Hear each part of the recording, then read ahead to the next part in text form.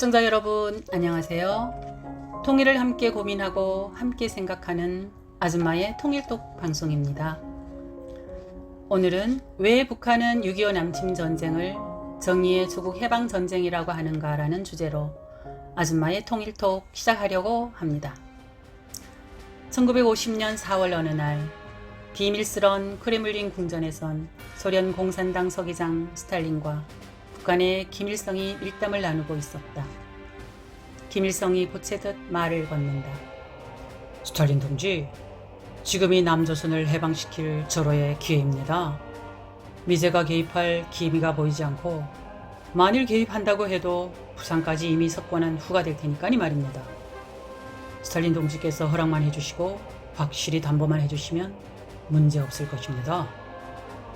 옆에 있던 박헌영도 한마디 거둔다. 그렇습니다, 서기장 동지. 인민군대가 밀고 내려가면 남조선 곳곳에서 남로 당원들과 빨치산들이 봉기하여 도울 것입니다. 확실합니다. 스탈린은 말없이 천정을 쳐다보다가 좋소.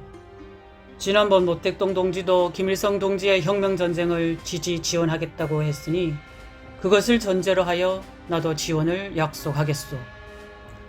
김일성은 연신 머리를 숙이며 스탈린 동지 감사합니다. 정말 고맙습니다. 남조선까지 해방시켜 스탈린 동지의 뜻에 보답하겠습니다. 그렇게 6.25 전쟁은 일어났고 이러한 사실은 비밀이 해제된 6.25 당시의 소련 비밀문서에 의해 밝혀졌다. 내일이면 6.25 전쟁이 있은 지 71년이 됩니다. 저는 지난 6월 6일 현충일 현충원에 참배를 다녀왔습니다. 하늘의 별 같은 선열들의 무역을 바라보면서 이 땅에 살아서 존재함의 무게를 느낀 하루였습니다. 6.25 전쟁은 위의 가상 대담에서처럼 근본적으로 김일성, 스탈린, 모택동을 비롯한 공산주의자들이 그들의 세력 확장을 위해 불법적으로 남침한 국제전쟁입니다. 더 정확히 말씀드리면 공산주의 세상을 만들기 위한 사회주의 혁명 전쟁의 일부라고 할 수 있죠. 하지만 얼마 전까지만 해도 우리 사회에서는 한쪽에선 북침설과 남침 유도설을, 다른 한쪽에선 불법 남침을 주장하며 치열하게 다툼을 벌였습니다.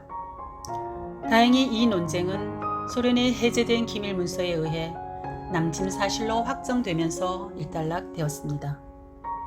그러나 국내외 일각에서는 그 논쟁의 불씨를 되살리려는 의도를 멈추지 않고 있는 것 또한 현실입니다.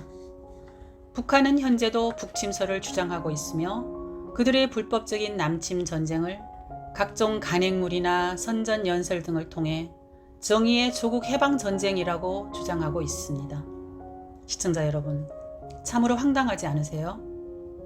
그럼 북한은 왜 이런 억지 같은 주장을 할까요? 물론 북한이 남침을 인정하면 전쟁 도발에 대한 책임 문제도 있겠지만 근본적인 이유는 다른 데 있습니다. 이는 공산주의자들의 전쟁관에서 비롯됩니다. 막스 레닌주의자들은 군사적 의미에서 방어전쟁과 불법적인 침략전쟁의 구분을 누가 먼저 공격을 시작했는가의 기준을 두는 것이 아니라 어느 쪽이 혁명적 대의에 더 충실하며 혁명성을 많이 지니고 있는가에 두고 있습니다. 이는 공산주의, 사회주의 혁명을 위한 전쟁이라면 남의 나라를 불법적으로 침략해도 정의의 전쟁이 되며 이에 대항하여 방어하거나 반격하면 반동이 되고 부정의의 전쟁이 되는 것입니다. 이 논리를 이른바 공산주의자들의 혁명 전쟁관에 입각한 정의와 부정의 전쟁이라고 합니다. 우리 사회는 최근 내로남불이라는 정말 저급하고 조악한 조작으로 몸살을 앓고 있습니다. 우선 오해 소지를 없애기 위해 정치적 의도가 없음을 미리 밝혀둡니다. 내로남불은 자신이 하는 성적인 일탈 행위를 로맨스로 합리화하고 남이 하면 불륜이라고 비난하는 이중적인 잣대를 비꼬는 말이죠. 시청자 여러분께서도 이런 사람의 말을 들으며 병명과 마주하는 듯한 답답함을 느껴보았을 것입니다. 이 같은 사람들의 사고방식과 체계에는 두 가지 특징이 있을 것으로 봅니다. 첫째는 자신의 행위가 문제 있음을 알면서도 억지 논리로 합리화하는 것입니다. 우리 곁의 대부분 사례는 이런 부류의 사람이 아닐까 생각됩니다. 이런 경우는 자신의 잘못을 인정해야 할 결정적 동기가 올 때 고칠 수 있는 작은 희망이 남아있어 그나마 다행이라고 할까요? 둘째는 자신의 내로남불 행위 자체를 인식하지 못하는 것입니다. 이는 자신의 행동과 주장이 타인들보다 도덕적으로나 법적으로 우위에 있다는 잘못된 인식에서 비롯된 것이라 봅니다. 예를 들면 보다 좋은 사회를 위해 하는 일이니 수단이나 방법이 도덕적으로나 법적으로 조금 문제가 있어도 나의 행위는 항상 옳다는 착각으로 인해 자기 확신에 빠진 경우라고 할 수 있겠지요. 이런 사람들은 보편적 상식을 가진 사람들의 관점에서 보면 확실히 잘못된 것임에도 본인은 모르니 고칠 기회가 없어 안타까울 뿐입니다. 그럼 6.25 남침 전쟁을 정의의 조국 해방 전쟁이라고 주장하는 북한의 억지 논리에 이 내로남불을 적용해 볼까요? 다수의 북한 이탈 주민들의 증언을 들어보면 6.25 전쟁이 남침이라는 사실도 모를 뿐 아니라 미제 식민지인 남조선을 해방시키는 전쟁이었는데 미국의 개입으로 달성하지 못했다고 합니다. 북한이 만든 모든 발간물이나 영화, 가극 등 선전물도 이와 같은 논조입니다. 남조선을 사회주의화하기 위한 혁명전쟁이었으므로 수많은 희생과 파괴를 가져온 자신들의 남침 행위와 휴전 이후 1000여 회가 넘는 각종 도발 역시 정의라고 주장하고 있는 것이죠. 참 답답하고 안타까운 것은 앞서 말씀드린 두 번째 내로남불의 경우에서처럼 금방 고칠 방법이 없다는 것입니다. 물리적인 국토 통일은 독일처럼 어느 날 갑자기 다가올 수 있습니다.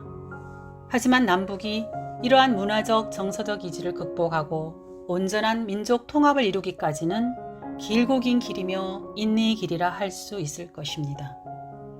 또 다른 6.25와 같은 참사를 겪지 않기 위해 철저히 대비하면서 남북 각자의 제도가 지향하는 목적에 따라 달라진 가치관과 그로 인해 이질화된 사고의 방식과 내용을 이해하려고 조금만 다가간다면 꿈에도 그리는 국토 통일과 민족 통합의 순간이 성큼 다가와 있을 것이라 믿습니다. 다음 시간에는 같은 소리의 평화, 다른 의미의 평화란 주제로 여러분들을 찾아뵙겠습니다. 많은 기대 바랍니다. 시청해주신 모든 분들께 감사드립니다. 이상 아줌마의 통일톡이었습니다. 구독과 좋아요는 사랑입니다. 감사합니다.